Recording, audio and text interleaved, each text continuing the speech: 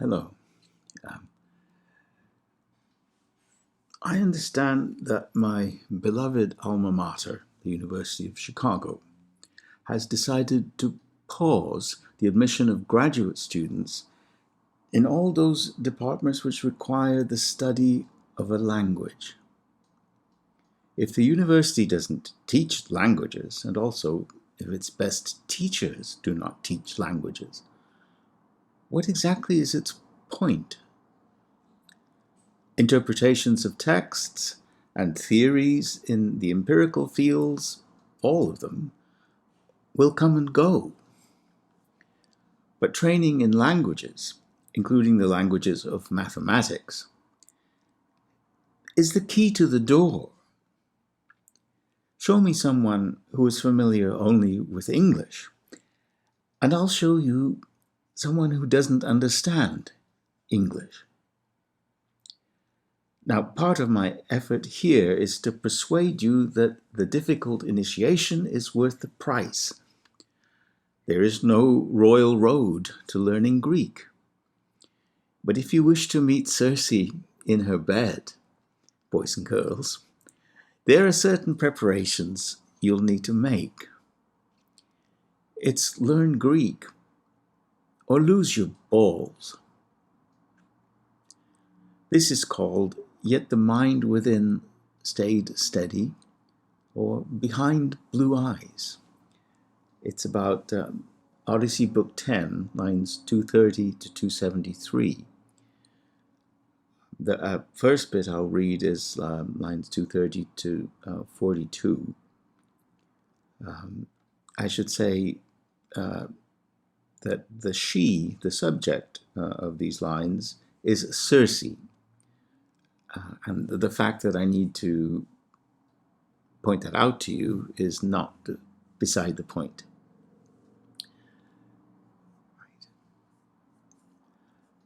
Out she came fast and opened the shining doors and started inviting them, and all together they followed in their stupidity.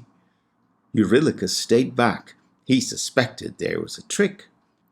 She led them in and seated them on couches and chairs, put in cheese for them and barley groats and green honey, and stirred them into a pottage with Pramnean wine. She mixed into the muesli baneful drugs, so that they might altogether forget the land of their fathers. But when she gave it and they drank it off, right after, she struck with her wand and confined them in the pigsties. And they began to have pigs' heads and pigs' voices and hair and build. Yet the mind within stayed steady, the way things were before, in fact. So they're wailing there, all penned up, while for those men Circe threw 2 kinds of acorn by, and cornel cherries to feed on. The sort of thing ground wallowing swine are always eating. Hädaips exceltus aturaso exepaenas, kai kale, hoid hamapantes avidri eisin heponto, eurulokos tupemenin o isamenos dolonenae. Hesen des agagosa cataclysmos tetronoste, endespin tu ronte, kai alpita kai melicloron, voinoi pramni oi ecuca. Ane misce desitoi, parmacalugr, hina pancula toiato patridos aias. Aut arepedo cente cae ecpion autice peta, rabdoi peplaguia catassupeoi sine vergnu. Hoi desuon menecon cepalas ponente tricaste, cae demas aut arnus an empedos, hosto parosper. Hos hoi men claiontes evercato toisi de circa paraculon balan non tebalen car ponte craneas edmenai hoia suesca maionades aiene dosin. Now, Circe is invisible in this scene. Why do I say this? She's clearly before us, doing all sorts of striking things. But the medium of Homer's narrative is, first of all, a musical one, as well as a visual one through the performer, and a lingual one in the familiar literate sense that words are conveyors of information, which allow us to put together a story in our intellects and imaginations. Hence, the resources available to Homer in, for example, creating a foreground, where he brings elements to the front of our consciousness, while suppressing others, are likely to be unique in relation to literary techniques. It is the treatment of Homer only in that final sense, the sense in which we register and assess novels and other literature, which has led to a great deal of abuse and misuse of Homer's poetry in academic circles. When we assess the music and the show only through the close reading of its libretto, we are bound to find fault with it as A, quaintly and folksily repetitive, B, limited in its vocabulary, and C, puzzlingly roundabout among any number of other misapprehensions and ways of missing the point. As we often say about live concerts and many other events, you had to be there. An editor would send Homer's copy back to have it purged of all its repetition and unhelpful frou-frou, with an angrily scribbled note to tighten it up and get to the point. Imagine what he'd do with the lyrics of a Disney song or a Bach cantata. Homer is not performing a novel. Over the course of a brief passage, not even 50 lines, we shall be able to explore a surprising number of Homer's musical resources. Singularly and peculiarly lost in the translation from live performance to scribbled libretto is the role and gestalt of the numerous noun and epithet phrases Homer has nevertheless made famous. Their usage is not necessarily familiar to us through our experience of song. They seem instead to be children of the marriage of music and dramatic narrative Homer has developed. Swift-foot Achilles or Polly-Wily Odysseus are typical. The adjectives in these phrases are not so much predicates as epithets. That is, podas orcus and polumatis register not so much as assertions about Achilles and Odysseus, but as extensions, elucidations of their names. The distinction epithet applies in Homer to adjectives that usually register as part of the subject rather than the predicate. In some instances, they function almost as titles, like Your Majesty. It is as though when Homer wants to evoke those characters, to put them in the foreground of his stage, he sings them out with their full titles. Most often, this happens when he summons them there in the line before they deliver a speech. It seems to be a way that the performer himself steps into the role, both announcing and simultaneously doing it, immediately before he gives a speech in the character's first person, as Lord of Men Agamemnon or Polly-Wily Odysseus. The last example illustrates that the adjective does not altogether lose its semantic power in its use as an epithet. Many is the time that we are prompted to suspect the wiliness of what follows, precisely by the announcement of Odysseus as speaker in this form. It happens at the very beginning of the tale of the wanderings, seemingly to keep us on our guard throughout his story. The Odyssey poet's alertness to the semantic fluidity of adjectives inside these phrases seems indicated by his use of blameless Aegisthus, immediately prior to the opening speech of Zeus, where the father of gods and men precisely blames Aegisthus for what happens to him, rather than fate or the gods.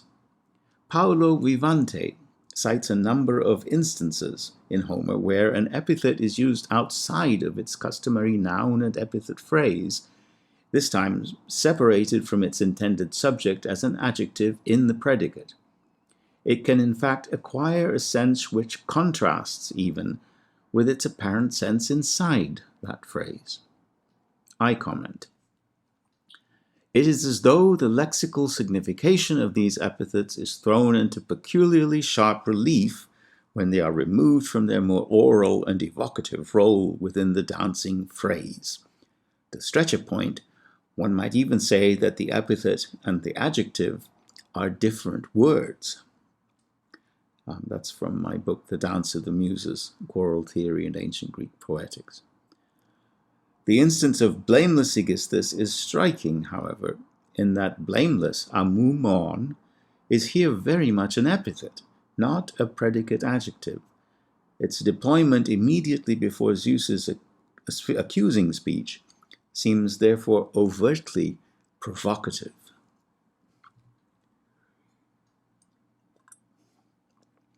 It is astounding that the oralist ideologue's take on this phrase is that there is nothing to see here or hear here. We are told that blameless does not register as a predicate in its role inside a purely metrical phrase, which is supposed to do no more than refer to Aegisthus while also filling up a segment of an hexameter line by adding 3 syllables to the 3 already in his name.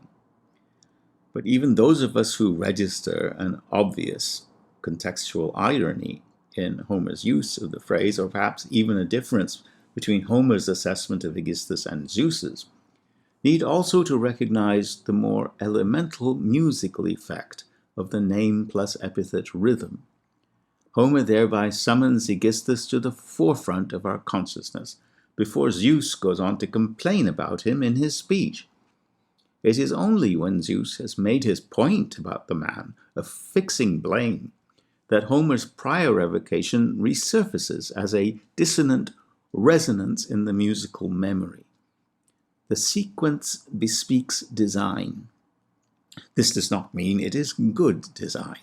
Those who feel the cognitive dissonance too strongly ought to have the courage to criticize Homer's choices here, rather than join those who explain them away through the reflexes and semantic handicaps of a purely metrical theory of composition.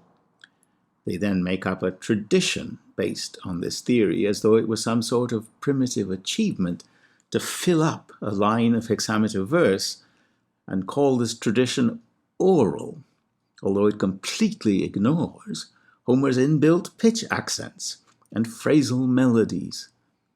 Modern Homeric studies explains away the libretto after first ignoring all of Homer's melody. The evocative epithet occurs also in descriptive passages, not only in respect of people, but objects as well. Vivante wrote the groundbreaking studies on the subject of the Homeric epithet, especially their poetic effect and registration, albeit without reference to the music of such designedly evocative, melodic naming. Ignoring the pitch accents does not, however, prevent Vivante from distinguishing poetic rhythm from its underlying meter, although such a distinction would seem to be elemental to the nature of poetry, that poetic rhythm arises not from repetitive meter, but from the way in which accented words selectively reinforce or syncopate that underlying meter. It is a distinction which seems largely to be lost on the majority of Homer's commentators.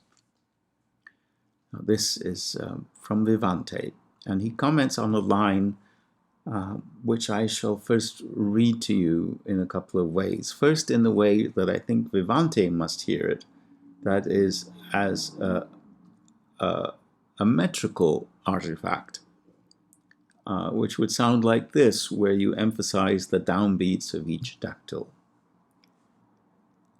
Hades hupsoropon ki et diagonaikon.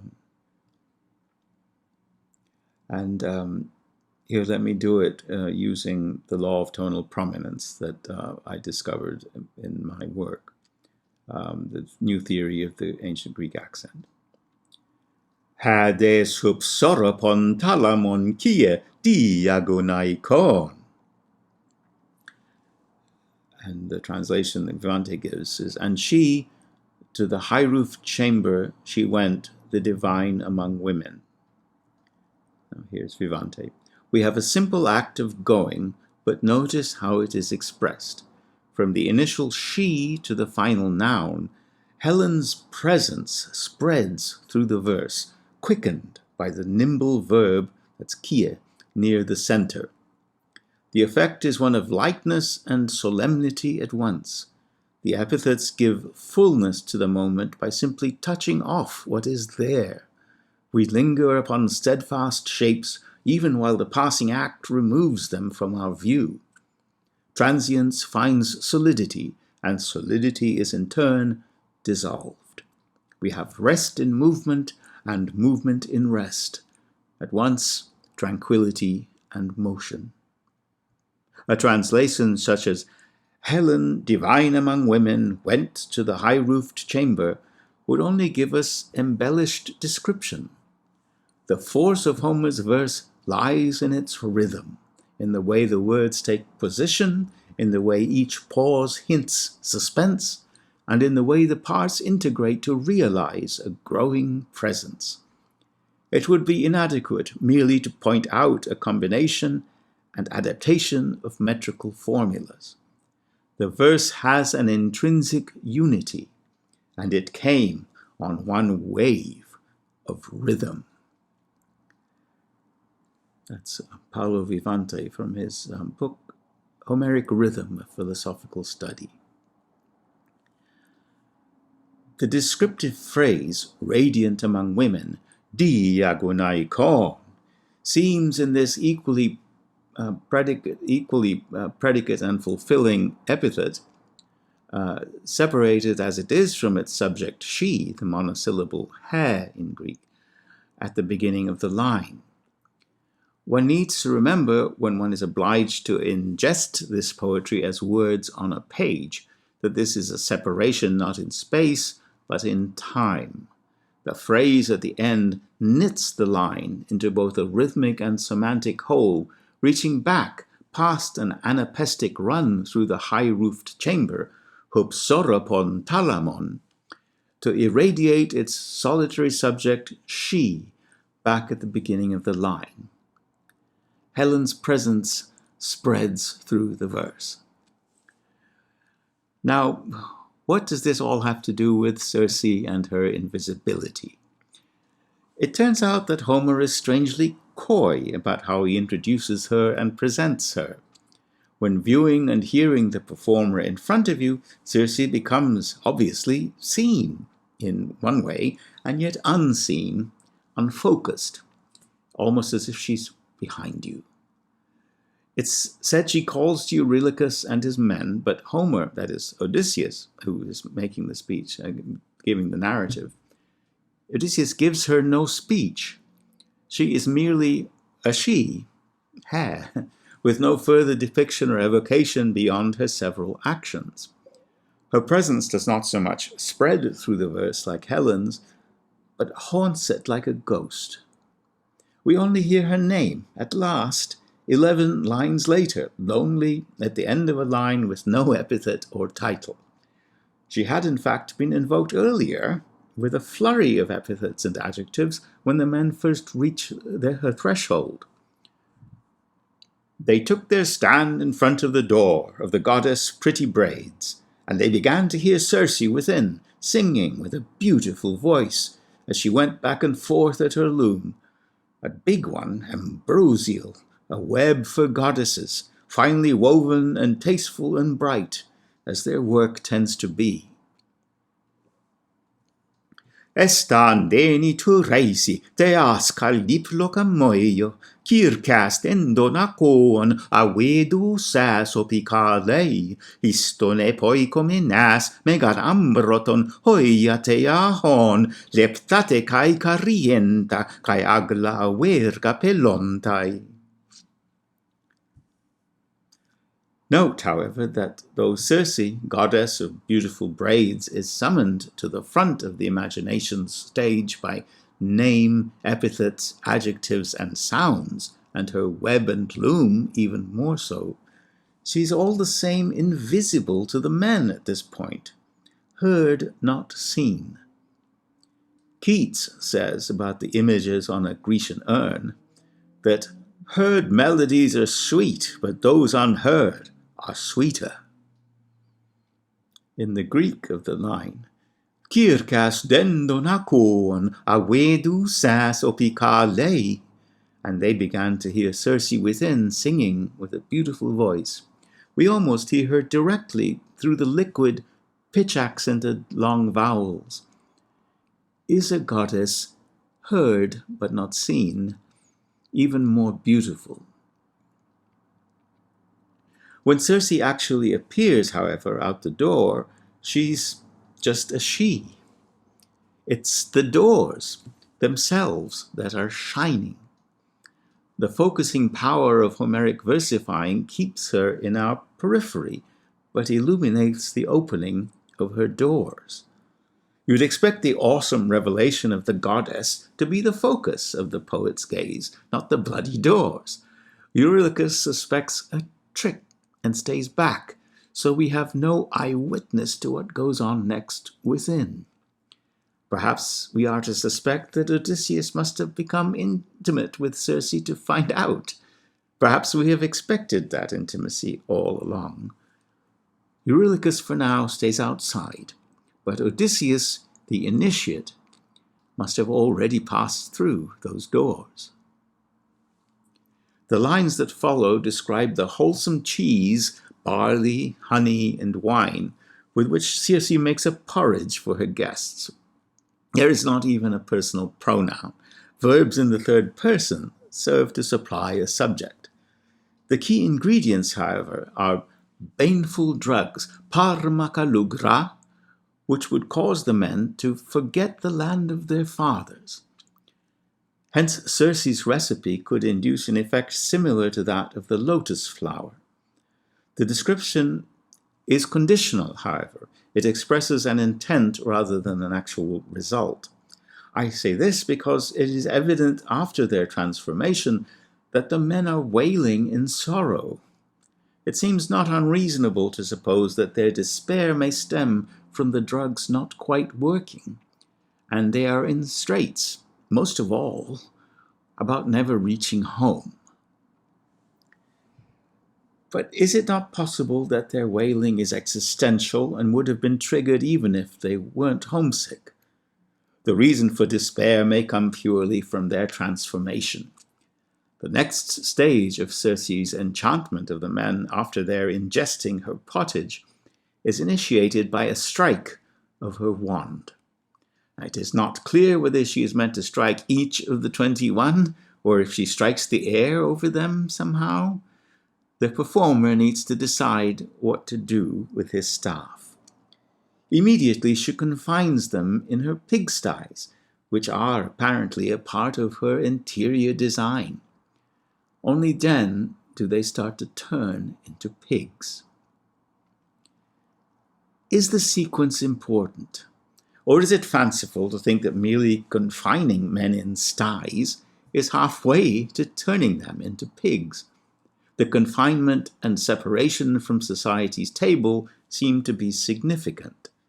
These actions indeed underlie society's rationale for imprisonment, whether as a social or individual good or a political punishment.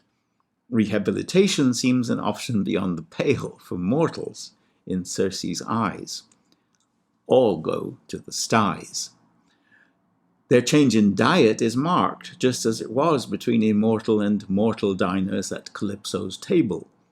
While the men enjoy barley and honeyed Pramnian wine at their last supper, in sties they get acorns. Just as delicious, intoxicating ingestibles can make you forget who you are and where you're from, perhaps imprisonment can, by itself, turn human into animal. Separation and confinement both seem to be a feature of animal husbandry, as practiced by the Cyclops, for example. He separates the rams and billies from the ewes and nannies, then puts the lambs and kids to the teat.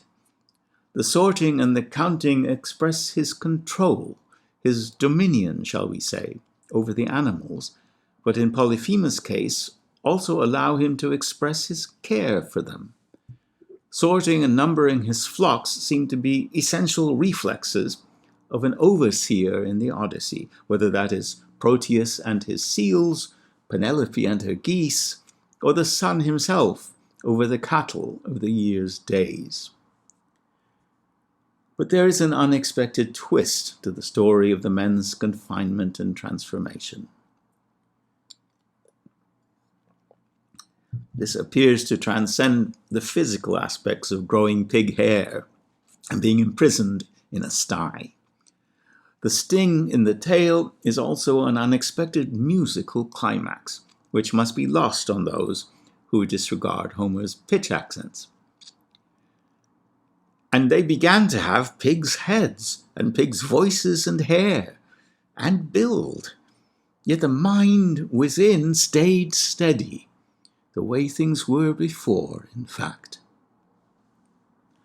Hoi de suon mene conce palas ponen tetricaste, gaidemas autar nous an empedos hosto parosper. Note the 3 emphatic syllables in a row, which I rather overemphasized. They are 3 straight, long accented syllables, 2 circumflexes rising and falling in pitch within each long vowel sound, and a long acute rising pitch on a sonant closed syllable. The basic underlying rhythm of the dactylic hexameter is long, short, short, a long downbeat with 2 shorts in the upbeat. Hence 3 straight, long and emphatic syllables must be rare and marked in occurrences in the course of dactylic poetry, and indeed any poetry, whose rhythms generally propagate through alternating stressed and unstressed syllables. In paying attention to the pitch accents in Homer, we are at last able to confirm what must seem intuitively obvious to the punters, that musical stresses needs best correspond to semantic ones.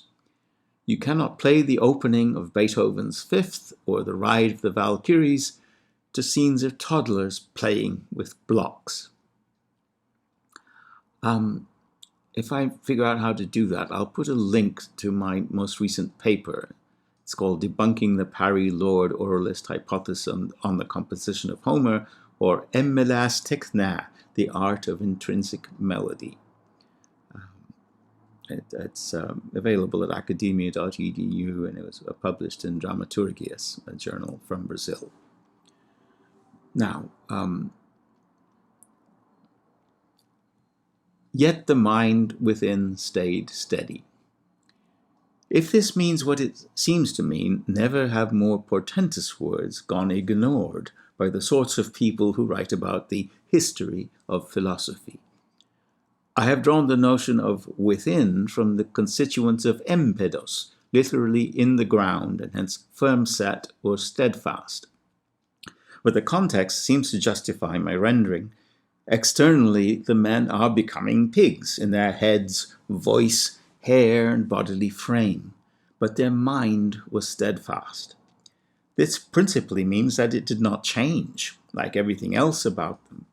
But the implication is also that the effect of Circe's wand was on everything external and sensible about them, not what was otherwise.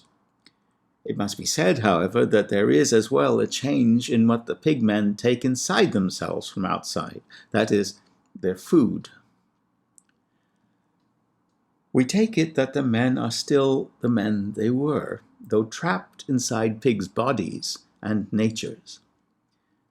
Behind Blue Eyes is a song by The Who, which suggests that their condition applies to anyone born with a human face, too, at least one with blue eyes.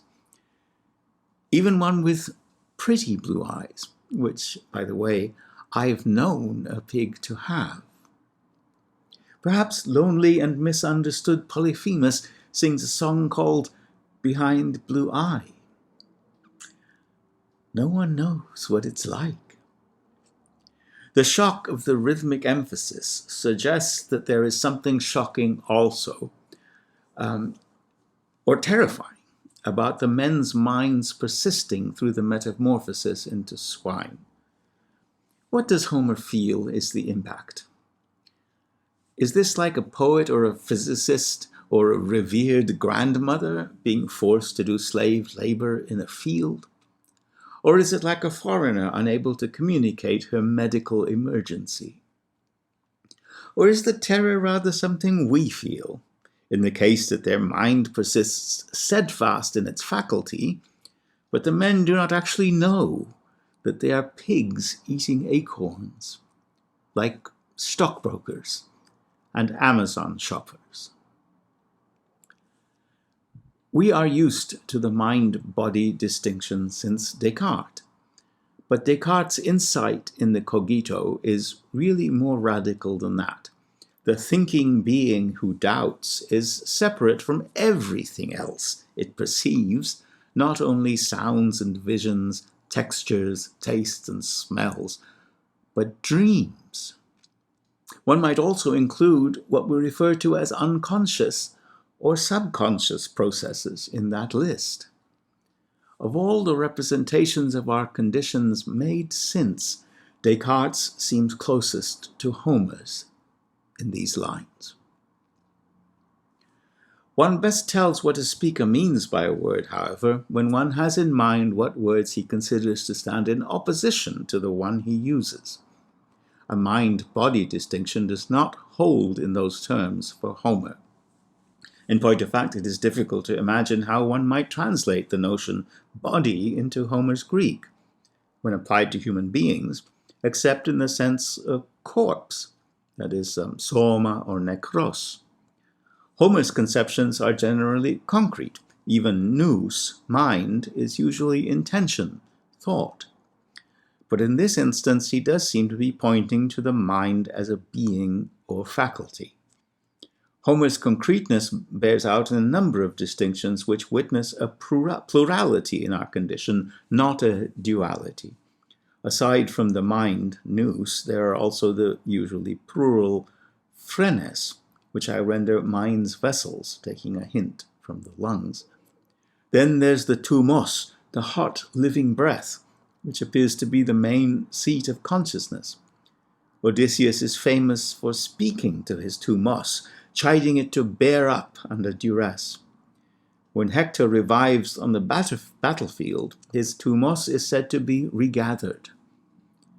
The mind is not this life's breath, but it appears to be related, like a harnessing sail to the wind. There are also the always plural propides, the lungs again, or the ribs, the diaphragm, and of course there's the heart, which we still conceptualize, uniquely perhaps, in the Homeric way. Perhaps special mention should be given to the eyes in Homer as not mere conduits for vision, but special witnesses in their own right. That is, not just me, but my own eyes saw it. All of these and more can be seen in Homer as what we call seats of consciousness. Each of them would seem to suffer from the Cartesian paradox when we try to identify a seat of consciousness with the self, that is, the entity to whom we refer in the first person, or with a proper name. What is that thing which I points at? The Cartesian account of vision encapsulates the paradox. An image is focused on the retina by a lens. That image is translated somehow into electrical data which transmit to the brain. Well and good. Who is watching the screen? Is there a little man with beady eyes and spectacles behind blue eyes? This paradox puts paid to the modern fetish for identifying the mind with the brain. Brainy actually means fatty and dumb. Homer seems to have little regard for the brain. Greek for brain means contents of the head, enkepalos. Homer seems more to look to the breath and the lungs, Words are winged because they move through air. They are air in a material sense. The best we can do with the whole of our apparatus is give special shape, direction, and density to the air as we expel it from our lungs. In the ancient world, there developed a potent opposition, to be sure, between soul and body, psyche and soma. The mind or the reason is argued to be the highest part of the soul in the works of Plato and of Aristotle. This is the duality later supplanted by Descartes of mind and body, or mind and everything else. But the fundamental classical opposition does not register in Homer either. It is true that for all the Greek thinkers, a main difference between a living being and a corpse is the absence of the soul in the latter, the corpse. But psyche should not be translated soul or even psyche in Homer. It is a thing which flies off at the moment of death, gibbering like a bat, headed to a dank and a dreary place. It is not our true or highest self. It still answers to the name it was used to in life, but if you speak to her, she doesn't have any news. I think ghost gets at the idea. It survives death, but it would seem that nothing very important survives death in Homer except one's reputation. Although the Homeric psyche only leaves a human being at the moment of death, it doesn't seem to contribute anything to the animation of life, like the life's breath and the heart do when one is yet living. In light of Homer's way of speaking and representing things, it can seem to an Homerist that the later vaunted philosophical oppositions, such as soul-body and mind-body, are simplistic, naive, and brutally reductive. In addressing the varieties of our empirical experience and its seats, as we also do when we speak from the heart or from the gut, Homer seems better to answer the realities of our lived experience in the nouns and verbs of his poetry. And in my opinion, at least, this is to be the better philosopher. There are more things in heaven and earth, Horatio, than are dreamt of in your philosophy. Eurylochus runs away in terror back to the ship after whatever it is he's seen. Between his blubbering and his hysteria, he provokes and irritates everyone. But when he finally gets around to telling his tale, he stokes the oral theory folks to life. This is because Homer, that is Odysseus, nearly repeats a series of lines in Eurylochus' mouth, which he had already used in direct description. This has to be explained, they say. It's a singer's rest. Such repetitions are a concession to the imagined burdens of an improviser composing from metrical formulas during a performance. But as soon as one learns his text enough to realize that Homer is arranging his words with a view to their tonal and rhythmic effects through an underlying hexameter, not pasting together hexameters from toneless metrical formulas, one realizes that Homer's narrative is at once and natively a musical composition. And one would as soon explain repetition in music as wetness in water. The rest during musical repetition is really in the auditor, if it exists anywhere, but when nearly equivalent lines are sounded, one is jarred awake at the slightest changes between the two. For one thing, this version of the lines is heard in a different voice. There is actually created an hyperfocus on the dissonances, rather than the extraordinary sequence about men becoming pigs and the musical climax on the persistence of the mind and the transformed men. We get simply this.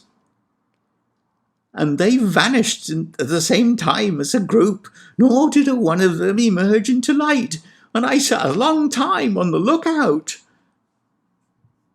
Oed hama we stotas an awoles o detis auton exepana dueron decataminos escopiasdon. What amazed Eurylochus, what terrified him to his core, is that the men disappeared. They were made invisible. By going into the house and not re-emerging, they vanished. He has no idea at all that they have been turned into pigs or anything else, nor anything about what it is they have gone through, though their minds were preserved. There is clearly an hierarchy of initiates here. Eurylochus did not go in the door. He has no idea what went on within the god's house, and yet he has escaped still to tell a tale of fear and amazement, and so to make a desperate plea when Odysseus asks him to guide him to Circe's abode, that he leave him there and himself steer clear of the threat. Whatever it was made the men vanish. But Odysseus will brave and approach. Eurylochus, right you are. You stay here in this plot, eating and drinking by the ship, empty and black. But me, I'm going, for a force comes upon me of necessity. Euroloch, atoi men sumenautu toi denicochroi eston kai pinon koi lei paranavi melaine. Autaregon emi, cratera demoi eplet anhanker. The subject, necessity, ananker, is separated from its preceding adjective, strong, cratera. I infer that there is a predicate going on. In my translation, I try to preserve the impact of the words in the order that they appear, although inflected languages generally allow a lot more freedom in word order than is possible in English syntax. But Homer's is a musical composition. Hence, nothing is free in the placement. Every word and its effective intonation is placed exactly where it needs to be, not from metrical necessity or grammatical rule, although these also have to be observed, but from musical precision, stoking desire in counter rhythms and cadencing in consummation. To the extent that we are looking at musical compositions in inflected languages, teachers of classical languages need to realize that word order in Greek and Latin is at least as important as it is in English, albeit for reasons unrelated to syntax. So what is the necessity which manifests for Odysseus here? What is it that takes away his choice as though he were at the dominant seventh chord in prospect of the tonic? He has certainly been a coward in sending forth his men like lab rats. Perhaps he needs to atone. Let's call that a moral necessity. He also needs to rescue his men, whatever it is that's happened them. Let's call that a practical necessity, but also a moral one and a human one. But is there also a musical necessity? Odysseus is the man who learns the towns and the mind of men. I reckon he's the man who needs to know. This is a very powerful necessity. Circe is a mystery, so far an invisibility. If he had to infiltrate the Cyclops' cave, so as I might see the man, and what if he gave me a guest gift? Then surely he must penetrate Circe's mystery, her interior sanctum, go further than Eurylochus or the likes of his horny mate Polites. If Odysseus does not go to her, cross the threshold to know Circe, the song would be lost.